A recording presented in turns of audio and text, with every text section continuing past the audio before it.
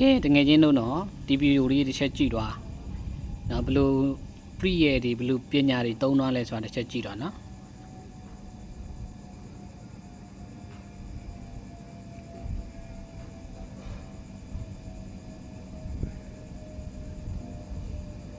ဘုံကြီးနော်ဘုံကြီးကင်ပြီးတော့ဆော့တောင်ဆော့ပြလိုက်သေးတယ်မယ်မတိရင်အဲ့ဒီလူတွေကအဲ့ဒီစစ်သားတွေကမတိဘူးဆိုရင်တော့ဒါအယူပေါ့နော်အယူလို့ပဲထင်တာဆက်ကြည့်အောင်နော်မကြည့်ကြက်တဘောတောင်ကြာနေသေးရဲ့ဗျာဆက်ကြည့်အောင်ဟာဘယ်ရောက်သွားလဲ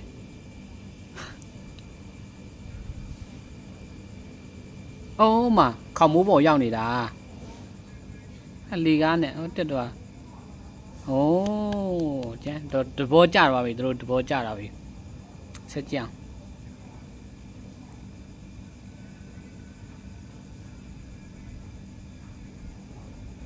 ဟာ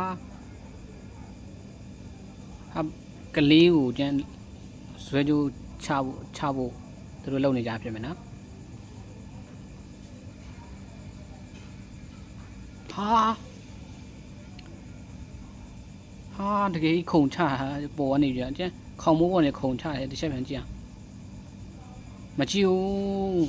အိုးတီဗီထင်တယ်တီဗီထင်တယ်နော်တီဗီလားမတီးဘူးလားတစ်ချက်ကြည့်ဟာအိုးစစ်ပွဲရဲ့ free ရဲ့ဆိုတာအဲ့ဒါပြောတာပေါ့နော်ဒါပဲ free ရဲ့တုံးတော့အမတို့တွေကအမှန်ကြတော့ဒါပြောမှထင်ဟန်ဆောင်တယ်ပေါ့နော်သူဟိုဘက်ကစစ်သားတွေကသူယူတယ်ထင်ပြီးတော့ပေါ့နော်သူထိုင်ကြည့်တဲ့တော့ကြတော့တာပေါ့နောက်ဆုံးကြတော့ပဲဟုတ်မလဲသူ့လူတွေကိုသူကအဲ့လိုမျိုးစစ် free ရဲ့တုံးပြီးတော့လာကေထုတ်သွားတာဒါတွေရတယ်ပညာပေါ့နော်